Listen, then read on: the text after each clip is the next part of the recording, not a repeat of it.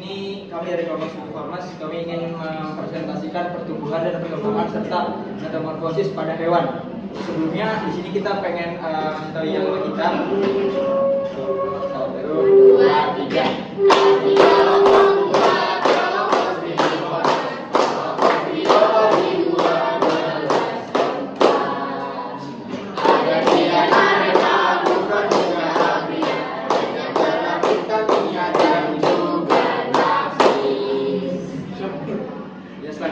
Perkenalkan, nama saya Nafis Babinsyani, absen 25. Perkenalkan, nama saya Muhammad Dufron Syafruddin, absen 21. Perkenalkan, nama saya Nastania Azra, absen 11. Perkenalkan, nama saya Audia Subandi, absen 2. Perkenalkan, nama saya Rekwaris Manusia, absen 33. Perkenalkan, nama saya Dalam absen 2. Sini akan menjelaskan mengenai pertumbuhan dan perkembangan. Pengertian pertumbuhan dan perkembangan.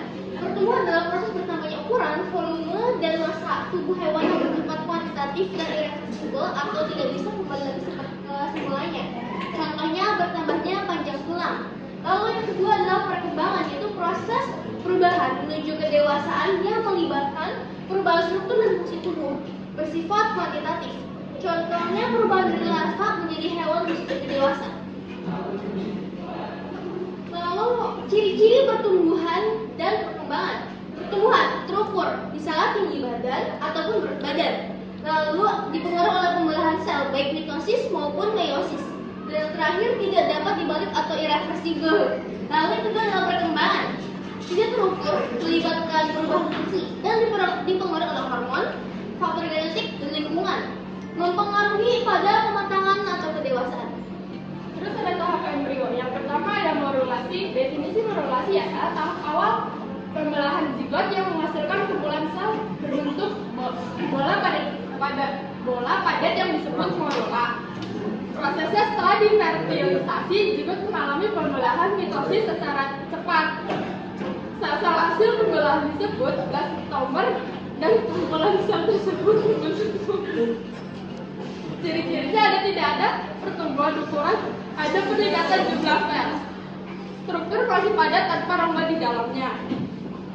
Terus ada yang kedua, blastulasi. Definisi blastulasi adalah proses pembentukan blastula, yaitu struktur berongga yang berisi cairan. Prosesnya itu ada morula terus membelah dan mengalami reorganisasi. Sebuah rongga berisi cairan disebut blastopile terbentuk di tengah morula. Selama tahap ini, blastula mulai menunjukkan polarisasi sel yang penting untuk perkembangan berikutnya. Ciri-cirinya itu terdapat blastopile di dalamnya. Blastula merupakan tahap awal penentuan sel untuk diferensiasi. Jadi yang ketiga ada granulisasi. Definisi granulisasi adalah proses pembentukan 3 lapisan terminal, utama embrio, ektoderm, mesoderm, dan endoderm. Prosesnya yaitu sel blastula bergerak ke lokasi tertentu melalui mekanisme invaginasi, evolusi, dan migrasi.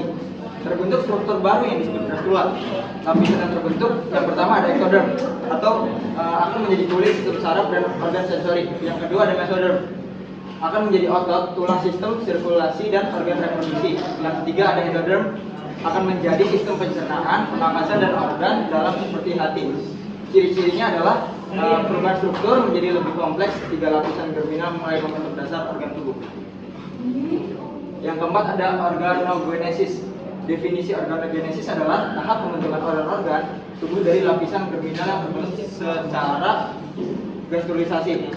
Prosesnya, sel-sel dari ektoderm, mesoderm, dan endoderm berdiferensiasi dan berspesialisasi untuk membentuk organ. Contohnya ada ektoderm membentuk otak, tulang belakang, dan kulit. Mesoderm membentuk jantung, ginjal, dan otot. Endoderm membentuk paru-paru, lambung, dan usus. Ciri-cirinya, struktur organ mulai terlihat meskipun belum sepenuhnya berkembang. Proses ini mempersiapkan embrio untuk tahap perkembangan selanjutnya. Lalu selanjutnya ada embrio atau regenerasi.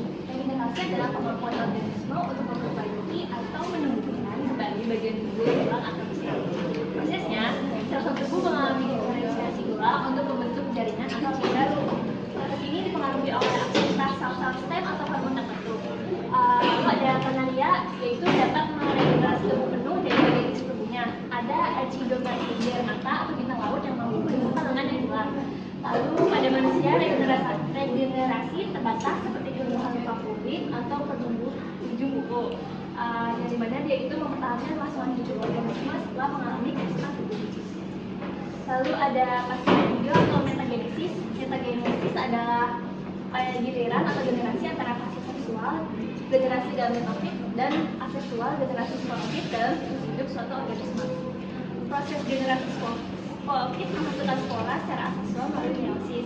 Generasi gametofit menghasilkan gamet secara seksual melalui mitosis. Lalu kedua generasi ini saling bergantian dalam siklus hidup. Lalu ada hewan atau aurelia atau hewan coleoptera mengalami pergiliran antara polip aseksual dan medusa seksual.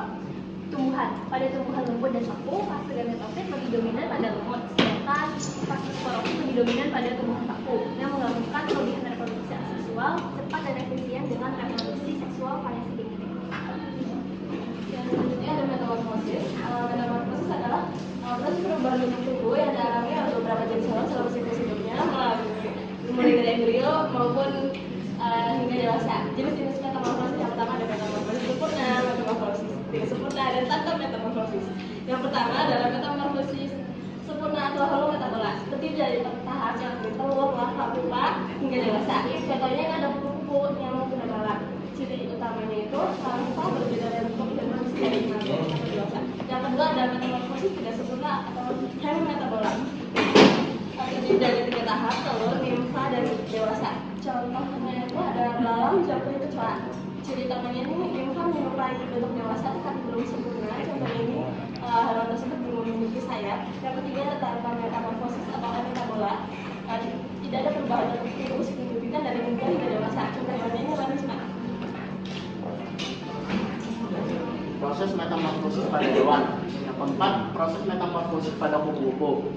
Yang pertama, dari telur dilepaskan oleh kupu-kupu betina pada daun, kemudian menjadi larva atau ulat, yang dimana ulat ini memakan daun untuk menumpuk energi, terus berubah menjadi pupa atau pembambang pada tahap istirahat, di mana terjadi transformasi. Yang terakhir, imago atau dewasa, kupu-kupu yang siap berkembang biak. Yang kelima ada proses metamorfosis pada katak. 1. Telur diletakkan di air oleh katak betina yang kemudian berubah menjadi berudu atau kecebong yang hidup di air dengan insang.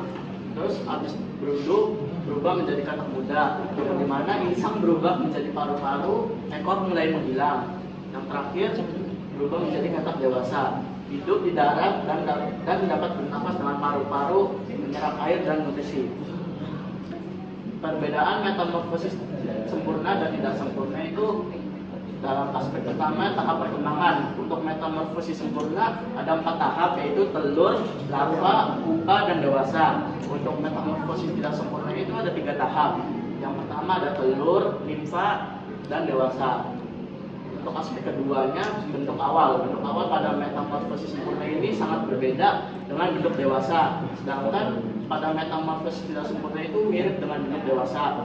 Untuk aspek ketiga, contoh hewannya pada metamorfosis sempurna ini ada kupu-kupu dan nyamuk. Sedangkan metamorfosis tidak sempurna ada belalang dan jangkrik.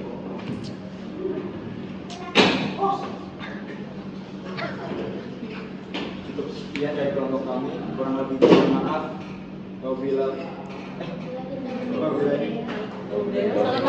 warahmatullahi wabarakatuh. Waalaikumsalam warahmatullahi wabarakatuh.